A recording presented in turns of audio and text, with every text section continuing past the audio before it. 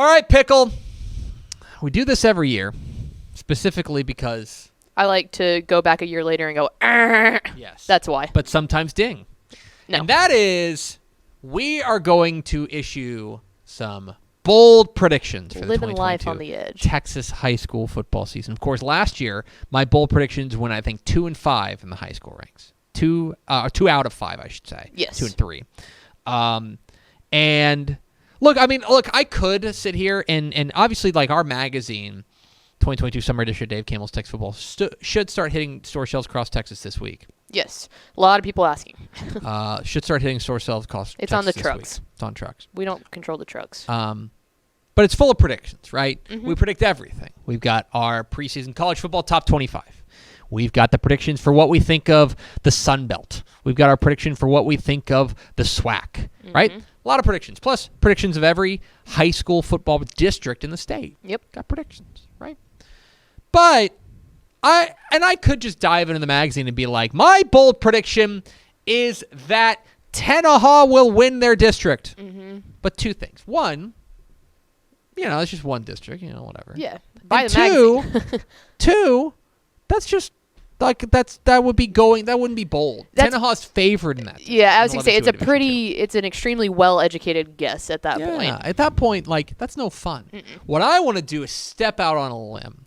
What I want to do is go out on the balcony and, like, lean over. Yeah, we're not growing daisies here. We're growing like cacti. No, we're big old cacti. We're in it. We're in it. And so I've got Venus 5 flytraps. bold predictions for the 2022 Texas high school football season. I don't know if they're in order of most, like from least to most bold, but I do think that all 5 of them are bold. So, All right. let's go. Let's start with prediction number 1. And that is that there will be at least 4 repeat UIL state champions. Pickle, how many were there last year? Do you know off the top of your How head? many repeats? I know there were 3 new ones. 2. There were 2. Well done. There we go. Austin Westlake won their 3rd straight, and Shiner went back-to-back. Everyone else was a new champion, 10 of the 12. I think there's going to be 4. And this is bold for a couple of reasons, okay? This is bold for a couple of reasons. One is that you're saying there's going to be twice as many repeat state champions. That in and of itself is bold. 2, I'm only working with, at most, 10 repeat state champions because Lorena, or I'm sorry, China Spring. It was Franklin. Franklin moved up to 3A Division 1. So they are ineligible to go repeat. They could go repeat, but then that would keep Lorena from going repeat. Right. Same thing in 4A Division 1 because China Spring moving up to 4A Division 1. Only one of Stephenville and China Spring can repeat. Only one of Franklin and Lorena can. And they're in the same district. But if you take a look at the Dave Campbell's Texas football rankings, you'll see that I think there are a number of pretty decent potentials here. For example, Austin Westlake is our number 1 team. That would be 4. I also think Galena Park North Shore's got a great chance to win a state championship. Caleb Bailey's back. Right. 5A Division 1, I can't have it there either. Well, I could. No. Peyto could win a 6A state championship, but they're moving up, right? So that would cross off one of them. So I could have that, right? South Oak Cliffs are number 1 team in 5A Division 2. Yeah, and that one seems probably the best lock. 4A Division 1, like our top 2 are the defending state champs in 4A. So opportunities there. Same thing in 3A. 3A Division 1, we've got 2 and 3, Franklin and Lorena, but we do have Brock number 1. 2A, Shiner. Yep. Shiner could go back to back. They're our number 1 team in 2A Division 1. And then I do think that I can't have it in 2A Division 2 either because Stratford moved up. Yep. Right? The 6-man ranks may be what saves me because I do think Strong could. I do think Westbrook could go back to back. And I do think Strong could go back to back. But yeah, I think there will be at least 4 repeat UIL state champions. That's bold. That is bold. But I think that it's going to happen. That's bold prediction number 1. Bold prediction number 2.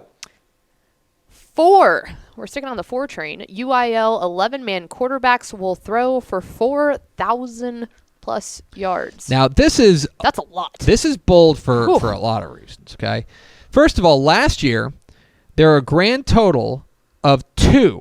Yeah. Whew, man. Or no, I'm sorry, 3. 3 quarterbacks who threw for 4,000 yards. It was Chris Teton at Dublin. It was Ryder Lambert at Stephenville, and it was Andrew Martinez at El Paso Eastwood. Those were the 3 guys. Is he back?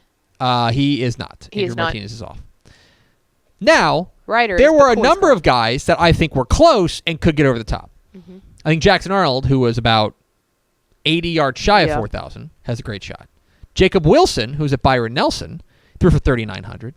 Right? That's Ashton Dubose, And Bo Burnett. Edmondson. I think they all have an opportunity to do it, and that's just at the 6A ranks. Mason Shorb was the 5A's leading passer. Yeah. He's back. Keldrick Luster moving to a new offense. Maybe they make a deep playoff run at McKinney. He's got an opportunity. Austin Novosad was at 3,400 last year, right? I think there's a lot of different. Jaden Brown at Corpus Christi Miller, Jason Thomason at Caddo Mills. Chris Teton could do it again at Dublin. Braden Bennett at Mount Vernon's got an opportunity to do it. Desmond Woodson at Marlin threw for 3,600. He was 2A's leading passer. Yeah. Cannon Gibson at Wink was a 3,000-yard passer. I think there's at least enough candidates that there's a good opportunity for there to be 4. Now, if you look back on in 2000 and let's see, in 2020, 2020, there were, I believe, 4. Oh no, there were 5. There were 5 guys who threw. Colt Shuckers at Lindsay threw for 4,000. Andrew Body at Corpus Christi Miller. EJ Lopez at Andrews threw for more than 4,000. Ryder Hernandez at Cedar Park threw for more than 4,000. And Sawyer Robertson at Lubbock Coronado threw for more than 4,000. So it's not outside the realm of possibility. It's not crazy. But I do think that we will have 4 4,000-yard passers in UIL 11-man football this year. That's my second bold prediction. All right. Bold prediction number 3. A first-year UIL program will make the regional semifinals. How about that? You've got to have someone in mind here. I have a couple. There's a This might make me sound dumb. Is Lake Belton? Lake is this their Belton first is year? a first-year UIL program. Okay. Now, they are not a first-year varsity program. No, because they're good. They are very good.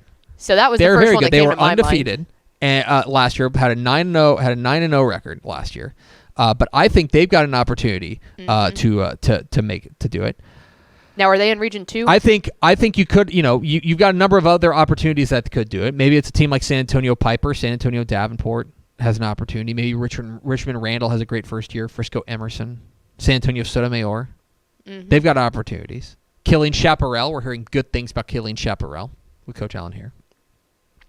I think there's a lot of opportunities here. My pick to click would be Lake Belton. Yeah. I think Lake Belton's got a great shot to make a deep run if they can get the right kind of playoff draw. But this is certainly bold. I think there are plenty of options out there. But I think we will have a first-year UIL program make the regional semifinals. It's not unheard of. No. Alvin Shadow Creek did it. Mm-hmm. In 2019, Yep. 2018, 2019, 2018. 2018 was their 2018. first varsity season, Yeah. and they made it to the regional semifinals. They were still a big school when they did that, though. Yes. So, a lot of opportunities here for these programs for this. I think we're going to have a regional semifinalist that is a first-year UIL program. All right, you heard it, Broncos. Get to it. Bold prediction number 4.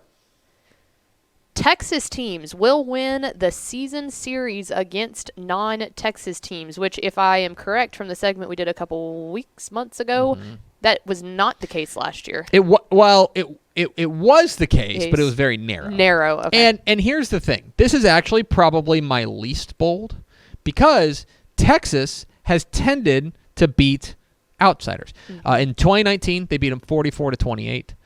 If you go back to 2018, let's see if I can pull this up really quickly. And Texas won 73-40, right? Mm-hmm. I think people get caught up in the real high-profile games. Yeah. Like, who was it? Mater Day. Mater Day came in and stomped Duncanville. In Duncanville. People are like, oh, man, Texas is struggling. But what you've got to remember is that for every one of those, you've also got, like, Wellington playing Hollis, Oklahoma. Yeah. And, El Paso del Valle playing Mayfield, New Mexico. Yep. Those ones really add up. And so I do think that once again the trend will hold. I think Texas teams will win the season series against non-Texas teams. I don't feel bad being a homer here. That's fair. And finally, number 5. A team from the Rio Grande Valley will make the state semifinals. Stand up, Edinburgh Vela. I think you got some options here. I think there are some legitimate bona fide contenders that could make that run to a state semifinal, meaning they win their region. Now, the place that I have particularly targeted is 5A. 5A Division 1, I think Edinburgh Vela could do it.